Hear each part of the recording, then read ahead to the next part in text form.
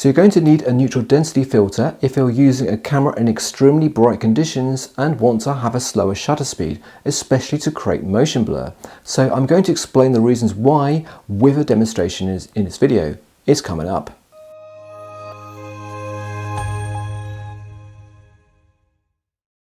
Hi, my name is Tim, and in today's video let's explore the neutral density filter and why this is still needed for photography and also making videos. So I'm going to be demonstrating the reasons using a Pocket 2, but the principles and the reasons are the same for any camera regardless of the model or the brand. So here is a typical scenario where I am at the beach and it's a clear bright day and I want to use a low shutter speed to get some motion blur. Now I've chosen to use a frame rate of 25 frames per second and I'm looking for an ideal shutter speed of 1/50th a second using the 180-degree shutter rule to create some blur of the waves here. Now at the moment my ISO is 100, which is as low as I can go on the Pocket 2. Now also on this camera I'm unable to set the upper aperture as it's fixed, but I am able to change the shutter speed. As soon as I do so, it's way overexposed and I don't stand a chance of getting anywhere near 1/50th a second. So this is where the neutral density filters come into play. So these ND filters are called neutral density filters, meaning that they only affect the amount of light coming into the camera, but do not change the color or anything else. So it's just the brightness. The ND filter is available in different strengths, known as stops. As the number increases, then the amount of light being blocked also increases. So a number 8 filter reduces the light by 8 stops and is half the strength of a number 16 filter.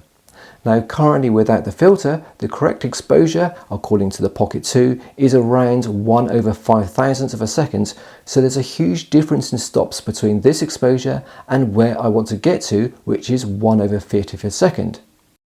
Now I could try and work out the number of stops, but it's just too much brain power. So I'm just going to grab a filter of middle strength, which is this 16 filter, and just put it on the camera and see what happens. Now on the Pocket 2, these filters are really tiny, but with other cameras like the GoPro, the filters have similar strengths available, but are a much bigger size. Now ND filters can go from a strength of 4 up to a huge 1000, which is pretty insane, but for really specialist work. Now most people can get by with a set like mine of maybe 8, 16, 32 and 64, which cover probably about 95% of situations.